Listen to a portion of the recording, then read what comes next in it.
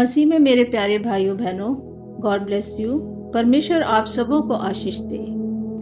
लूका अध्याय 23 कुल आयत 56। पिलातुस के सामने यीशु। तब सारी सभा उठकर उसे पिलातुस के पास ले गई। वह ये कहकर उस पर दोष लगाने लगे, हमने इसे लोगों को बहकाते और कैसर को कर देने से मना करते और अपने आप को मसीह राजा कहते हुए सुना है। पिलातुस ने उससे पूछा, क्या तू यहूदियों का राजा है? उसने उसे उत्तर दिया, तू आप ही कह रहा है। तब पिलातुस ने प्रधान याजकों और लोगों से कहा, मैं इस मनुष्य में कोई दोष नहीं पाता। पर वे और भी दृढ़ता से कहने लगे, ये गलीली से लेकर यहाँ तक सारे यहूदिया में उपदेश दे देकर लोगों को भड़काता है। ये सुनकर पिलातुस ने पूछा, क्या ये मनुष्य गलीली है? और ये जानकर कि वह हेरोदेस की रियासत का है, उसे हेरोदेस के पास भेज दिया, क्योंकि उन दिनों में वह भी यरूशलेम में था। हेरोदेस के सामने यीशु। हेरोदेस यीशु को देखकर बहुत ही प्रसन्न हुआ, क्योंकि वह बहुत दिनों से उसको देखना चाहता था, इसलिए कि उसके विषय में सुना था और उससे कुछ चिन्ह देखने की आशा रखता था। वह उससे बहुत सी बातें पूछ रहा था। उसने उसको कुछ भी उत्तर ना दिया। प्रधान याजक और शास्त्री खड़े हुए तन मन से उस पर दोष लगा रहे थे। तब हेरोदेस ने अपने सिपाहियों के साथ उसका अपमान करके ठट्ठों में उड़ाया और भड़कीला वस्त्र पहनाकर उसे पिलातुस के पास लौटा दिया। उसी दिन पिलातुस और हेरोदेस मित्र हो गए। इसके पहले वे एक दूसरे के बैरी थे। पिलातुस द्वारा यीशु को मृत्यु दंड। पिलातुस ने प्रधान याजकों और सरदारों और लोगों को बुलाकर उनसे कहा, तुम इस मनुष्य को लोगों का बहकाने वाला ठहराकर मेरे पास लाए हो, और देखो मैंने तुम्हारे सामने उसकी जांच की, पर जिन बातों का तुम उस पर दोष लगाते हो उन बातों के विषय में मैंने उसमें कुछ भी दोष नहीं पाया, न हेरोदेस ने, क्योंकि उसने उसे हमारे पास लौटा दिया है। और देखो उससे ऐसा कुछ नहीं हुआ कि वह मृत्यु के दंड के योग्य ठहराया जाए, इसलिए मैं उसे पिटवाकर छोड़ देता हूँ। पिलातुस पर्व के समय उनके लिए एक बंदी को छोड़ने पर विवश था। तब सब मिलकर चिल्ला उठे, इसका काम तमाम कर और हमारे लिए बरअब्बा को छोड़ दे। वह किसी बलवे के कारण जो नगर में हुआ था और हत्या के कारण बंदी गृह में डाला गया था। पर पिलातुस ने यीशु को छोड़ने की इच्छा से लोगों को फिर समझाया, परंतु उन्होंने चिल्लाकर कहा, उसे क्रूस पर चढ़ा, क्रूस पर। उसने तीसरी बार उनसे कहा, क्यों? उसने कौन सी बुराई की है? मैंने उसमें मृत्यु दंड के योग्य कोई बात नहीं पाई, इसलिए मैं उसे पिटवा कर छोड़ देता हूँ। परंतु वे चिल्ला चिल्ला कर पीछे पड़ गए कि वह क्रूस पर चढ़ाया जाए, और उनका चिल्लाना प्रबल हुआ। अतः पिलातुस ने आज्ञा दी कि उनकी विनती के अनुसार किया जाए। उसने उस मनुष्य को जो बलवे और हत्या के कारण बंदी गृह में डाला गया था और जिसे वे मांगते थे, छोड़ दिया और यीशु को उनकी इच्छा के अनुसार सौंप दिया। यीशु का क्रूस पर चढ़ाया जाना। जब वे उससे लिए जा रहे थे तो उन्होंने शमौन नामक एक कुरैनी को, जो गांव से आ रहा था, पकड़कर उस पर क्रूस लाद दिया कि उसे यीशु के पीछे पीछे ले चले। लोगों की बड़ी भीड़ उसके पीछे हो ली, और उसमें बहुत सी स्त्रियां भी थीं जो उसके लिए छाती पीटती और विलाप करती थी।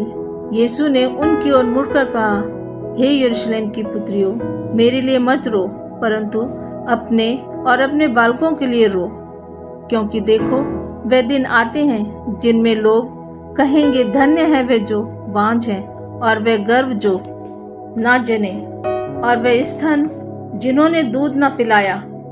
उस समय वे पहाड़ों से कहने लगेंगे कि हम पर गिरो, और टीलों से कि हमें ढांप लो, क्योंकि जब वे हरे पेड़ के साथ ऐसा करते हैं तो सूखे के साथ क्या कुछ ना किया जाएगा। वे अन्य दो मनुष्यों को भी जो कुकर्मी थे उसके साथ घात करने को ले चले। जब वे उस जगह जिसे खोपड़ी कहते हैं पहुंचे तो उन्होंने वहां उसे और उन कुकर्मियों को भी, एक को दाहिने और दूसरे को बाईं ओर क्रूसों पर चढ़ाया। तब यीशु ने कहा, हे पिता, इन्हें क्षमा कर, क्योंकि ये जानते नहीं कि क्या कर रहे हैं। और उन्होंने चिट्ठियां डालकर उसके कपड़े बांट लिए। लोग खड़े खड़े देख रहे थे और सरदार भी ठट्ठा कर करके कहते थे, इसने दूसरों को बचाया। यदि ये परमेश्वर का मसीह है और उसका चुना हुआ है तो अपने आप को बचा ले। सिपाही भी पास आकर सिरका देकर उसका ठट्ठा करके कहते थे, यदि तू यहूदियों का राजा है तो अपने आप को बचा।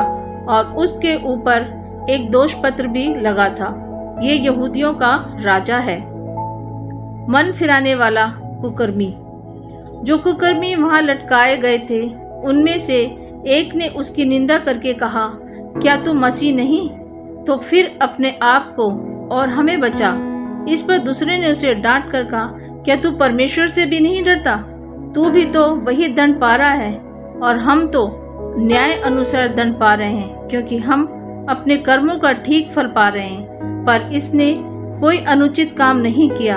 तब उसने कहा, हे यीशु, जब तू अपने राज्य में आए तो मेरी सुधि लेना। उसने उससे कहा, मैं तुझसे सच कहता हूँ कि आज ही तू मेरे साथ स्वर्गलोक में होगा। यीशु का प्राण त्यागना। लगभग दोपहर से तीसरे पहर तक सारे देश में अंधियारा छा रहा और सूर्य का उजाला जाता रहा और मंदिर का पर्दा बीच से फट गया। और यीशु ने बड़े शब्द से पुकार कर कहा, हे पिता, मैं अपनी आत्मा तेरे हाथों में सौंपता हूँ। और ये कहकर प्राण छोड़ दिए।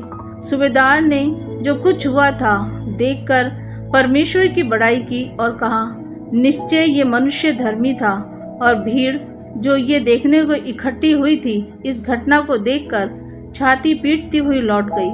पर उसके सब जान पहचान और जो स्त्रियां गलील से उसके साथ आई थी, दूर खड़ी हुई ये सब देख रही थी। यीशु का गाड़ा जाना। वहाँ यूसुफ नाम का महासभा का एक सदस्य था जो सज्जन और धर्मी पुरुष था और उनकी योजना और उनके इस काम से प्रसन्न न था।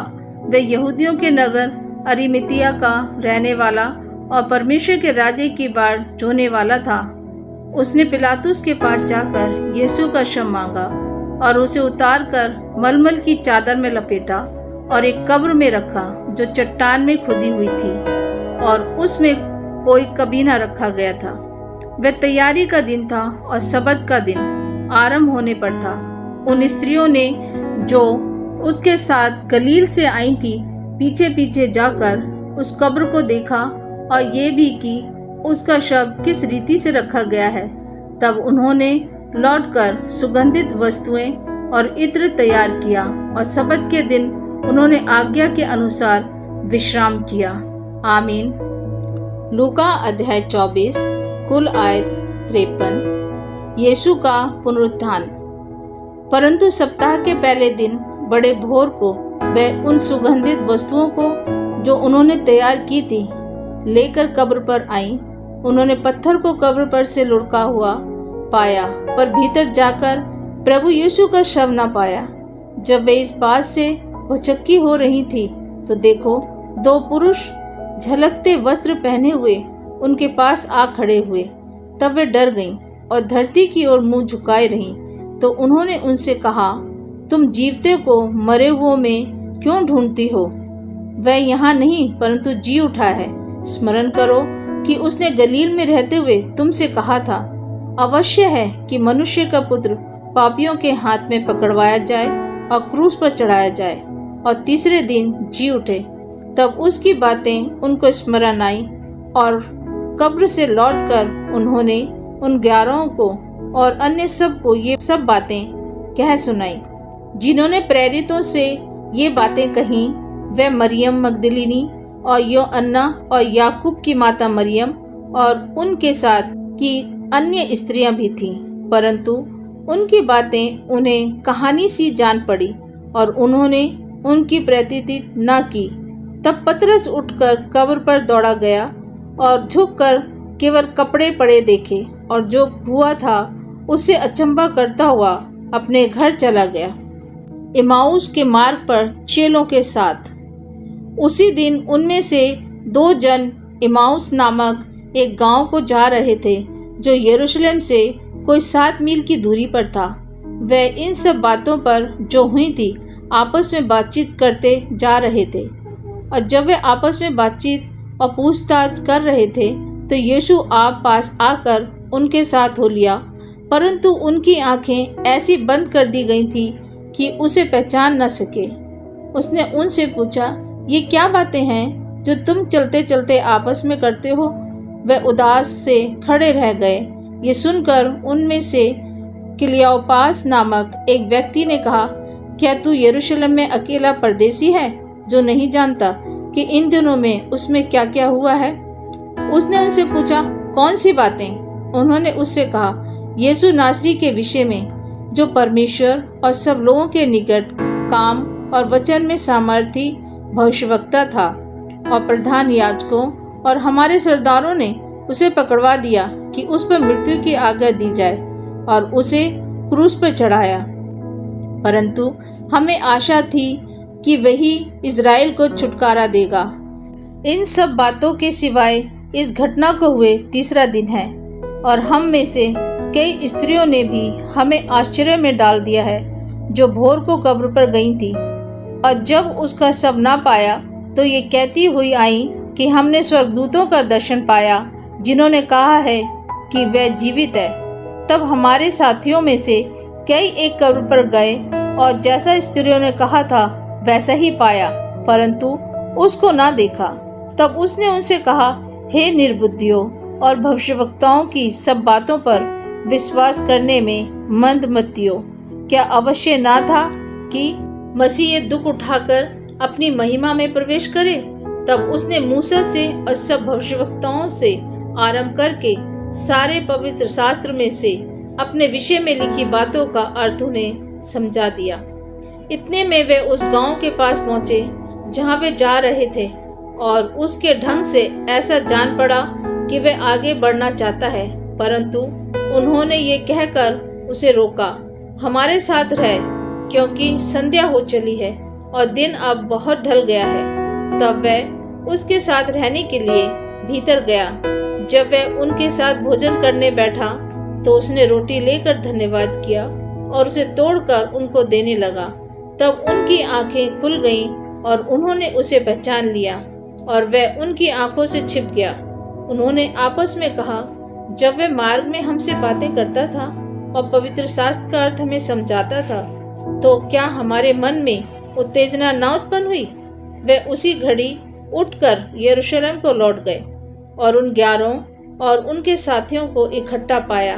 वे कहते थे, प्रभु सचमुच जी उठा है और शमौन को दिखाई दिया है।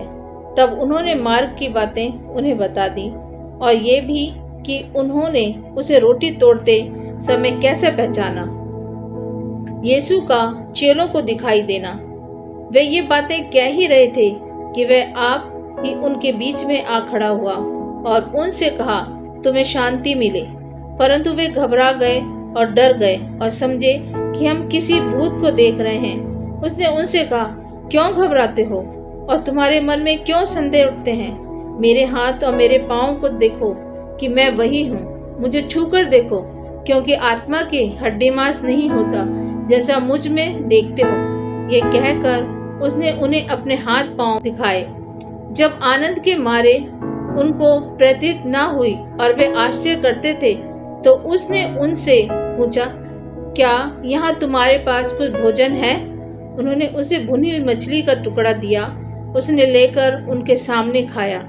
फिर उसने उनसे कहा, ये मेरी वे बातें हैं जो मैंने तुम्हारे साथ रहते हुए तुमसे कही थी। अवश्य है कि जितनी बातें मूसा की व्यवस्था और भविष्यवक्ताओं और भजनों की पुस्तकों में मेरे विषय में लिखी हैं, सब पूरी हों। तब उसने पवित्र शास्त्र बूझने के लिए उनकी समझ खोल दी और उनसे कहा, यों लिखा है कि मसीह दुख उठाएगा और 3रे दिन मरे हुओं में से जी उठेगा और यरूशलेम से लेकर सब जातियों में मन फिराव का और पापों की क्षमा का प्रचार उसी के नाम से किया जाएगा। तुम इन सब बातों के गवाह हो। और देखो, जिसकी प्रतिज्ञा मेरे पिता ने की है, मैं उसको तुम पर उतारूंगा, और जब तक स्वर्ग से सामर्थ्य ना पाओ तब तक तुम इसी नगर में ठहरे रहो। यीशु का स्वर्गरोहण। तब वह उन्हें बैतनिय्याह तक बाहर ले गया और अपने हाथ उठाकर उन्हें आशीष दी, और उन्हें आशीष देते हुए वह उनसे अलग हो गया और स्वर्ग पर उठा लिया गया।